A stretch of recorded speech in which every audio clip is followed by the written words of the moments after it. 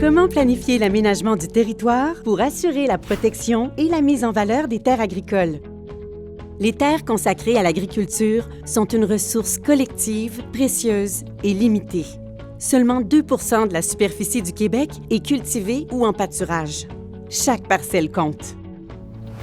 Au Québec, c'est près de 30 000 entreprises qui soutiennent l'économie agricole. Non seulement celles-ci dynamisent les communautés, mais elles contribuent aussi à la sécurité et à l'autonomie alimentaire de la population. Nos milieux urbanisés, lorsqu'ils s'étalent, peuvent exercer une pression sur ce territoire vital. Ils s'en trouvent réduits et des défis de cohabitation peuvent apparaître.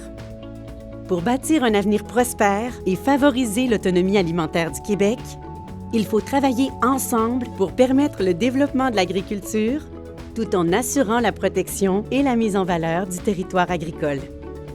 Les MRC jouent un rôle de premier plan pour assurer un environnement favorable aux pratiques agricoles.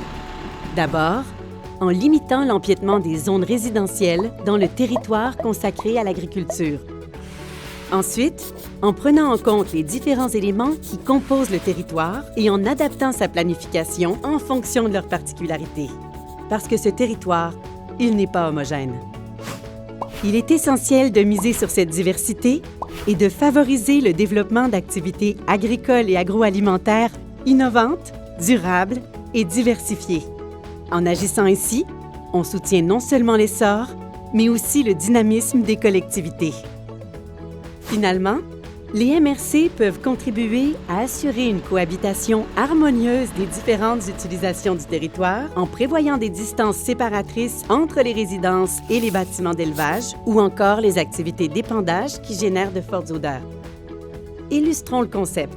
Une MRC souhaite préserver l'intégrité de son territoire agricole. Cette MRC a subi, au cours des dernières décennies, une perte de terres cultivables en raison de la construction de résidences. Pour préserver les terres restantes, elle a instauré des normes pour limiter l'éparpillement des habitations. Elle a, entre autres, priorisé la construction dans les espaces vacants des zones déjà habitées.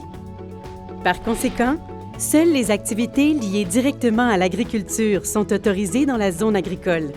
Avec le temps, cette approche a permis à la MRC de soutenir son économie, car chaque activité a sa place pour prospérer. Pour maximiser le potentiel du territoire agricole au Québec, il est crucial d'établir des conditions propices à son maintien et à son développement. Les initiatives des MRC sont déterminantes pour préserver l'intégrité des terres cultivables.